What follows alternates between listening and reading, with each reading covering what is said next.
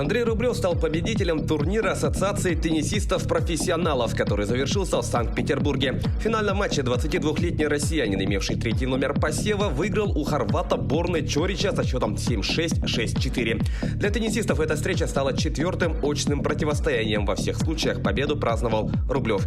Российский теннисист выиграл четвертый титул в 2020 году. Теперь в его активе 6 титулов ATP. На турнирах серии Большого шлема он трижды доходил до четвертьфинала. Благодаря победе в турнире в Санкт-Петербурге Рублев поднимется на 8-е место в обновленном рейтинге ассоциации. В мировом же рейтинге он располагается на 10-й строке. Английский футбольный клуб «Манчестер Сити» готов предложить испанской «Барселоне» 15 миллионов фунтов за переход аргентинца Лионеля Месси в зимнее трансферное окно. Напомним, ранее 33-летний лидер каталонцев заявлял о желании покинуть команду. В августе СМИ сообщали, что горожане готовы заплатить за его трансфер 100 миллионов фунтов. Резкое снижение цены связано с тем, что контракт аргентинца с нынешним клубом действует до конца сезона 2020-2021. Месси является воспитанником «Барселоны». За основную команду он дебютировал в 2014 году. На счету шестикратного обладателя золотого мяча более 700 голов в профессиональной карьере.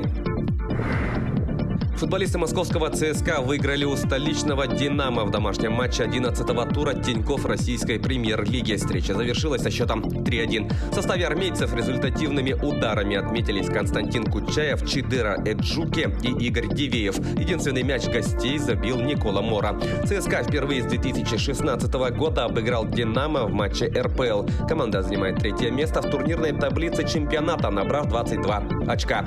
«Динамовцы» опустились с 6-го места на 8-ю позицию. В их активе 17 пунктов. В 12-м туре ЦСКА на своем поле встретится с тульским «Арсеналом», а «Динамо» дома сыграет в Сочи.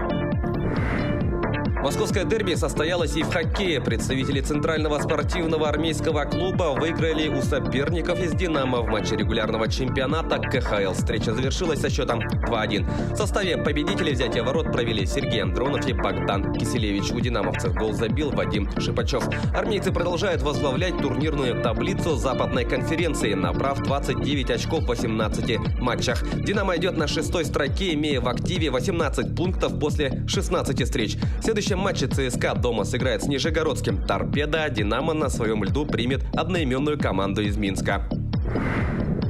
Американец Теофимо Лопес единогласным решением судей победил украинца Василия Ломаченко в поединке за титулы чемпиона мира по 4 версиям в легкой весовой категории. Бой прошел в Лас-Вегасе. 32-летний Ломаченко ранее владел поясами WBA, WBO и WBC, а 23-летний Лопес титулом IBF. Таким образом, благодаря победе в этом поединке американец объединил все 4 пояса и стал абсолютным чемпионом мира в легком весе. Теперь в активе Лопеса 16 побед, 12 из которых он одержал нокаутом и ни одного поражения. У Ломаченко 14 побед, 10 нокаутом и 2 поражения.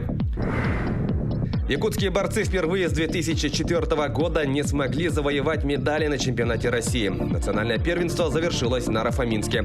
Якутию на турнире представляли 12 борцов под руководством тренера Александра Оконешникова. Из них ближе всех к пьедесталу были Петр Константинов и Дмитрий Аксенов, вышедшие в малый финал в весовых категориях до 57 и 61 килограмма соответственно. Однако схватку за бронзу турнира оба якутянина проиграли. В командном зачете победу праздновала сборная Дагестана, установившая рекорд чемпионатов России по количеству завоеванных золотых медалей. На их счету 8 наград высшего достоинства, а также 5 серебряных и 8 бронзовых медалей.